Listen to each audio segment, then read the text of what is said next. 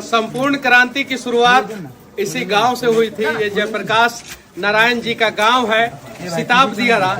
और एक और क्रांति की शुरुआत डिजिटल युग में 2024 इसी गांव से शुरू होगा। और उसको बिहार मूवमेंट कहा गया, उसको जेपी मूवमेंट कहा गया, उसको संपूर्ण क्रांति कहा गया। और वो जेपी मूवमेंट, बिहार मूवमेंट, संपूर्ण क्रांति ने पूरे देश में सत्ता के शीर्ष सिंहासन पे जो बैठा था, यानी प्रधानमंत्री इंदिरा गांधी जी, उनका सत्ता उखाड़ के फेंक दिया।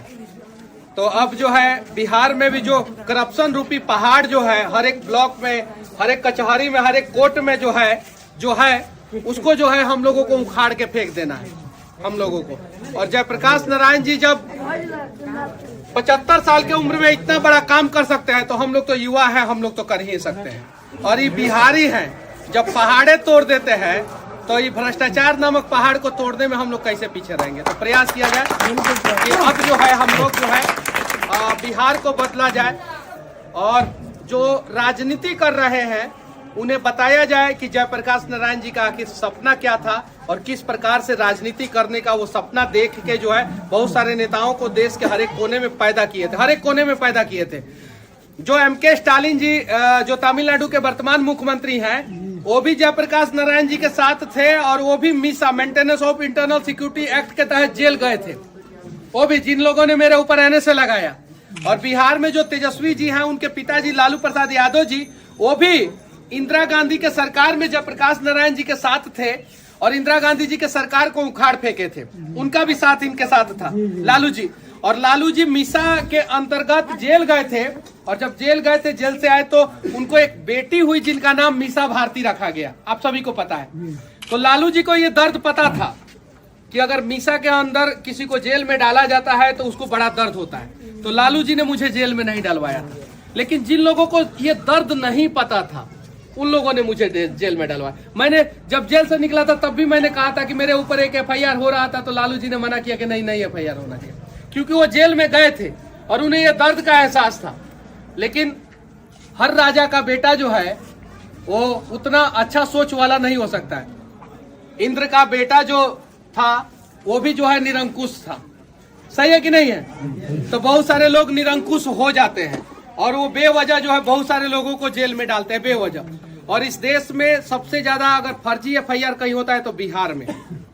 और उस फर्जी एफआईआर में कौन से जाति के लोग सबसे ज्यादा फंसते हैं वो आप सभी को पता है। डेटा जो है सरकार सार्वजनिक नहीं करेगा, कर देगा तो बवाल हो जाएगा। सही है कि नहीं भैया? सही है ना? अभी पिछला सरकार जो था ना, जिन लोगों का सरकार अपने आप को कहता था, वही बेचारे लोग सबसे ज्यादा जेल में, बेऊर में मैंने देखा, उन्हीं को मानने वाले लोग सबसे ज्यादा बेऊर जेल में जो है कष्ट काट रहे हैं। अब जाके पता कर लीजिएगा कि मनीषवा गलत बोल रहा है कि सही बोल रहा है। वो लोग भी आते थे, कहते थे कि मनीष, सरकार में तो हम ही लोगों का है उप मुख्यमंत्री, लेकिन हम लोग जेल में सड़ रहे हैं। वो लोग भी आके कहते थे। और बेऊर जेल का जाके डेटा उठा लीजिए लोग। हम भाई किसी जाति पे जो है हम कुछ टिप्पणी नहीं कर रहे हैं, हम हकीकत बता रहे हैं कि कौन से जाति के लोग सबसे ज्यादा जेल में बंद है। और बेवजह निर्दोष फर्जी एफआईआर में 75% निर्दोष है। तो ये सारी चीजें समझा जाए हम लोग, और सब लोग समझ के जो है ना बचाया जाए सब। अगर आपके माता पिता, बच्चे अगर कोई जेल में चले जाते हैं, निर्दोष चले जाते हैं, तो बड़ा दुख होता है।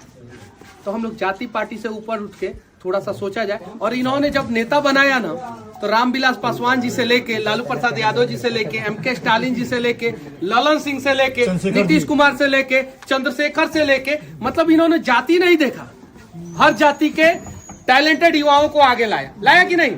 और इन्होंने अपने परिवार को लाया क्या आगे? नहीं लाया क्या? नहीं। लेकिन हर जाति में जो टैलेंटेड थे, लालू जी टैलेंटेड थे उस समय, इन्होंने लाया, हाथ पकड़ के जयप्रकाश जी ने लालू जी को आगे लाया। नीतीश जी उस समय टैलेंटेड थे, लाया इन्होंने। मुलायम सिंह यादव जी को लाया इन्होंने, शरद पवार को लाया ना।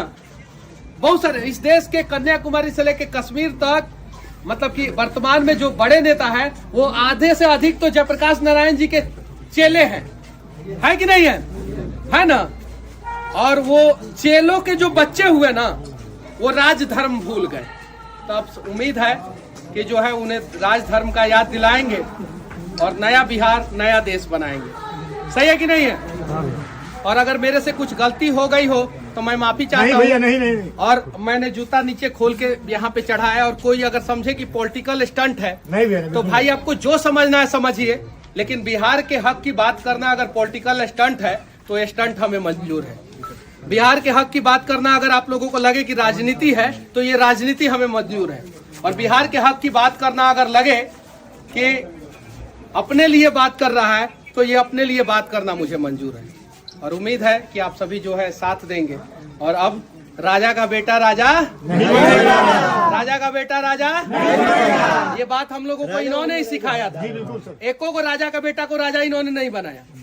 सब गरीब टैलेंटेड लोगों को जो है आगे लेके आए और उनको जो है विधानसभा और लोकसभा में घुसा दिए और बहुत सारे लोगों को मुख्यमंत्री बना दिए। बनाए कि नहीं जयप्रकाश नारायण जी?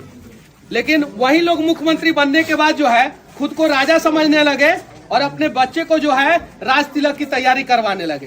तो अब आप लोगों में से कोई ना कोई राजा बनेगा, सही है कि नहीं है? और जब हम लोगों में से कोई राजा बनेगा तब जो है बिहार अच्छे से चलेगा। बस।